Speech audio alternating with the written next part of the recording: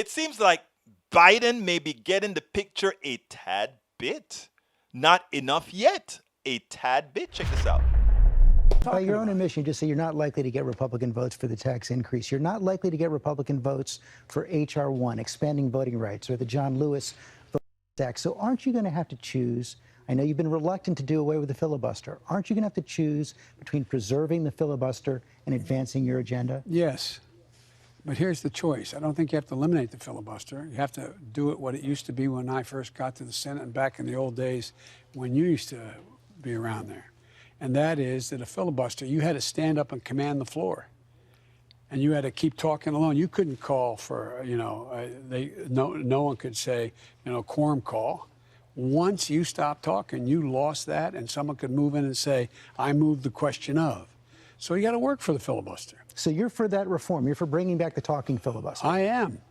That's what it was supposed to be. Look, I think, don't hold me to the numbers, George, but I think between 1960 and 2000, there were like, I'm making this number up, I don't know. There were like, 50 filibusters. And now they're like 200 since then. Since that Just put a hold on it, that's it. Yeah, I mean, so the idea, it almost is getting to the point where there's, democracy's having a hard time functioning. And so, look, I'm not saying this is going to be easy, George, but I do believe there's enough Republicans over time who are going to have, look, they haven't had that epiphany you said you were going to see in the campaign. No, well, I've only been here 6 weeks, pal. Okay, give me a break. Been here 6 weeks. I think the epiphany is going to come between now and 2022.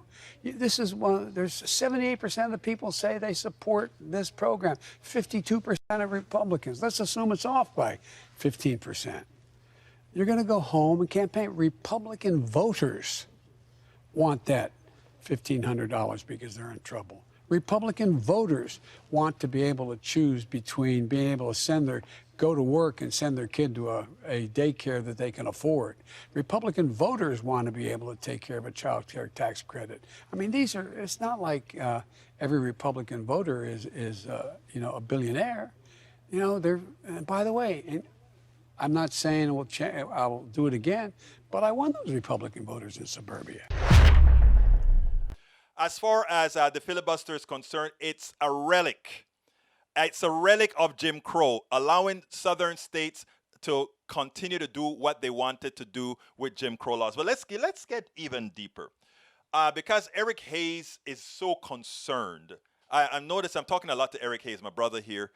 He's so concerned that getting rid of the filibuster will create one-party rule. No.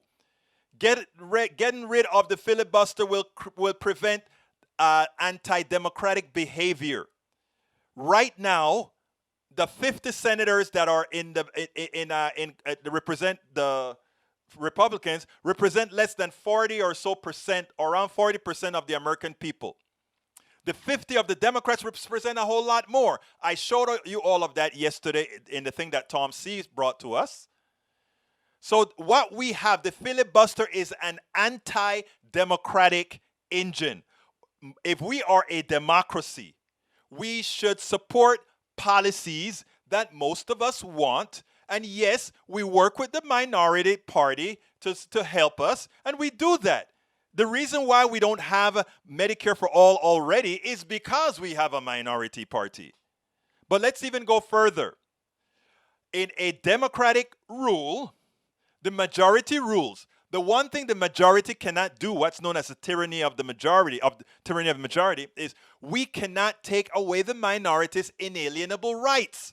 Look, this is America. Understand our Constitution, okay? Our Constitution at least had the semblance of fairness.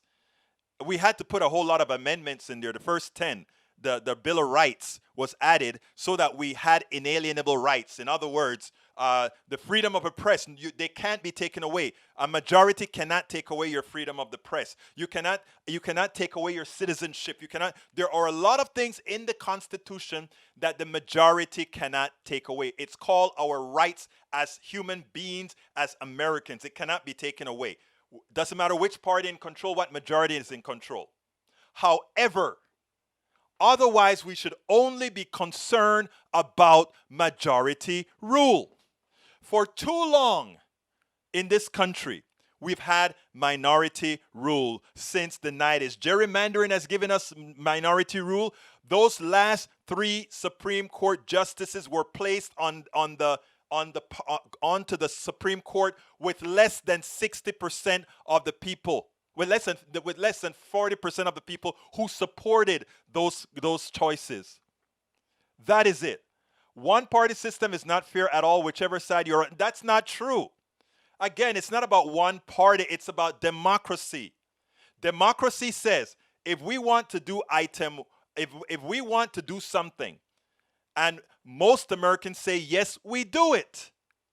If most Americans say we want to do something, and the minority is allowed to say no, we don't want to do it, that is not a democracy. That is worse, because that is saying the minority rules, and that's what the filibuster does.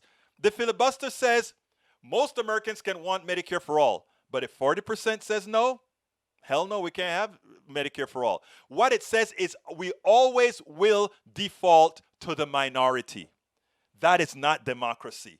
Democracy says what the majority of people want is what we'll get. We spend a lot of time deconstructing the news, trying to parse it into a form that everybody can understand. We try to find those little nitpicks where it flies above the fray, etc.